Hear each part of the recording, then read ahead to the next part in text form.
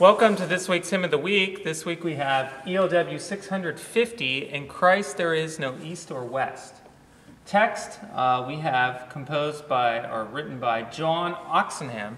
That was actually a fictitious name. His real name was William Arthur Dunkerley.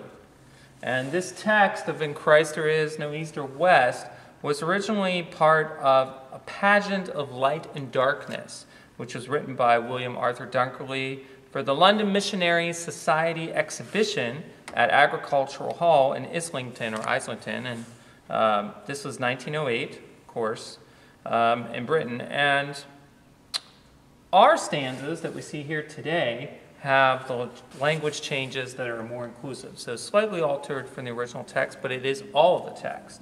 And this text was also published in his book of poems, Bees in Amber, in 1913. So looking at the tune, we have Harry Burleigh, and it's an African-American spiritual. And what's really interesting about this tune, as well as Burleigh, is that we have an interesting connection between the music and the composer himself. So let me explain. We begin in a major key, and then in measure 2, basically, we see the flatted seventh, which actually hints at mixolydian. So all of a sudden, we have this mixolydian thrown into this very short tune. And what we also have thrown into this short tune, which we've talked about in previous Hymn of the Weeks, is the Scotch snap. And it becomes short-long instead of long-short. So at the end of the tune,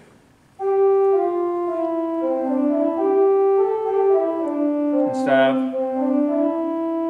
long-short.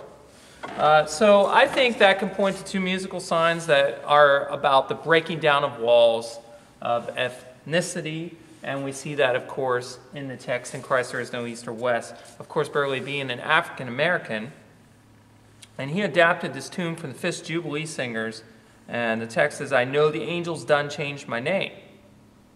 And they adapted it, or as we know, from Irish immigrants to the United States. The African Americans adapted it from the Irish immigrants.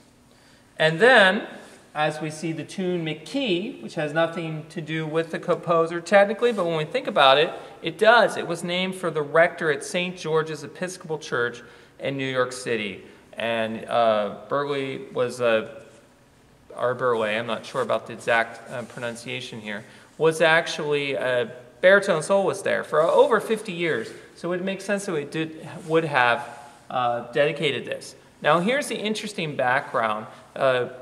Harry himself moved to New York City in his 20s. He didn't really have any training as a youth, any formal training, let's say. But he won a scholarship to National Conservatory of Music, and interestingly enough, that he was a friend of Antonin Dvorak.